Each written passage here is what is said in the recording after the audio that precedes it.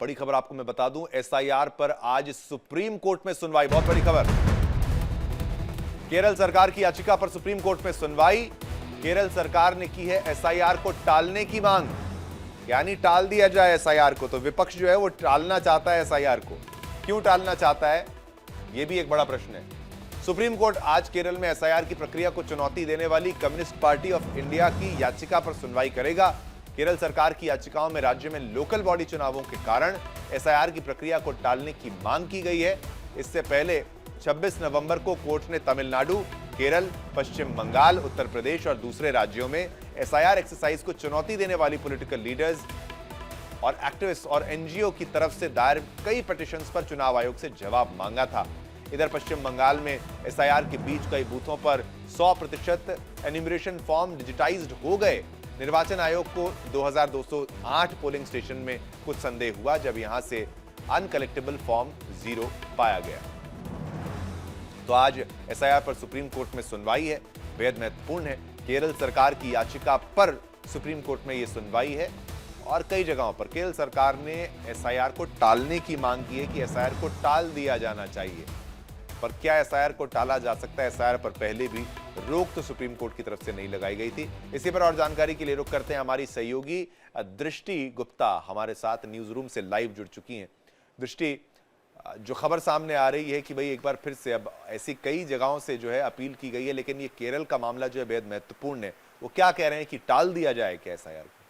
देखिए, बिल्कुल निकाय चुनाव होने हैं और एसआईआर की प्रक्रिया के चलते बीएलओस पे और जो अधिकारी हैं उन सब पे बहुत ज़्यादा दबाव है। ऐसे में अगर एसआईआर की प्रक्रिया भी लगातार उसी क्रम में चलती रहेगी तो देखिए पूरी व्यवस्था है वो ध्वस्त हो जाएगी। सीपीआई यानी कम्युनिस्ट पार्टी ऑफ इंडिया ने सुप्रीम कोर्ट में एक याचिका लगाई है कि एसआईआर की प्रक्रिया को फिलहाल रोक दिया जाए या टाल दिया जाए। आगे की तरफ बढ़ाने की बात कही तो देखिए कोर्ट में अगर याचिका है तो कोर्ट इस पर सुनवाई करेगा और कोर्ट ने यह भी कहा है कि हम इस पर पूरी सुनवाई करेंगे। इसके अलावा अगर बात करें तो निकाय चुनाव कई राज्यों में होने हैं। दिल्ली में भी कल मतगणना है। इसके अलावा और भी कई राज्यों में चुनाव होने हैं। तमिलनाडु में भी इसको लेकर के बातचीत की गई है। केरल में तो सुप्रीम कोर्ट में याचिका भी लगाई गई है। तो देखिए ये प्रक्रिया ऐसी है संवैधानिक जो लगातार 12 राज्यों में चल रही है। और इसके अलावा अगर कोई राज्य अपने निकाय चुनावों के चलते इसको टालने की मांग याचिका लगाता है कोर्ट में, तो अभी कोर्ट के ऊपर है कि कोर्ट इसमें क्या निर्णय देगा। लेकिन ये एक बहुत ही महत्वपूर्ण विषय है कि निकाय चुनावों के चलते एसआईआर की प्रक्रिया पे बहुत ज़्यादा दबाव बढ़ जाएगा। जिस तरीके से बंगाल में लगातार बीएलओ सुसाइड कर रहे हैं, ये भी एक देखने वाली बात रहेगी। जी शिवम।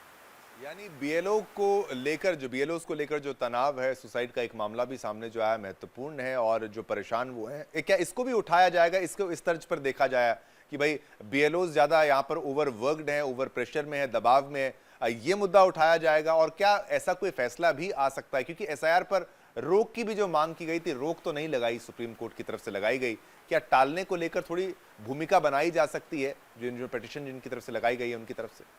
देखिए बिल्कुल, बाकी सब जितने भी विपक्ष हैं वो इस अन्य अपने अपने राज्यों में इस बात को लेकर के कह रहे हैं कि लगातार जो बीएलओज हैं वो सुसाइड कर रहे हैं। बेसिक शिक्षा अधिकारी को उन्होंने चिट्ठी लिखी है कि इतना ज़्यादा वर्क प्रेशर है कि वो ठीक तरीके से काम नहीं कर पा रहे हैं। टारगेट्स है एक महीने के अंदर इस प्रक्रिया को पूरा करना है, साथ ही घर घर जाकर के कलेक्टिव जानकारी भी जुटानी है। ऐसे में बहुत मुश्किल हो जाती है समय पर काम को पूरा करने के लिए। लेकिन ऐसे में जब निकाय चुनाव रहते हैं तो केरल में जो उनके विपक्ष ने, जो CPI communist party of India ने जो याचिका दायर की, देखिए सही लगती है क्योंकि निकाय चुनावों के साथ एसआईआर की प्रक्रिया, यानी कि आप समझ सकते हैं कि बीएलओस के अलावा इसमें शिक्षा के अधिकारी, टीचर, सभी लोगों की इसमें ड्यूटी लगाई गई है सरकारी। तो डबल ड्यूटी करने का मतलब है कि बिल्कुल भी मानसिक तनाव इतना रहना, आराम न मिलना। तो देखिए कोई भी काम को ढंग से करने के लिए एक फ्री माइंड चाहिए होता है। ऐसे में उनकी ये चीज बिल्कुल सही है। लेकिन अब देखते हैं कि कोर्ट का क्या फैसला रहेगा। शिव, बिल्कुल दृष्टि, बहुत बहुत शुक्रिया विस्तार से जानकारी साझा करने के लिए। और इस पर क्या अपडेट है वो भी दर्शकों के साथ हम उसको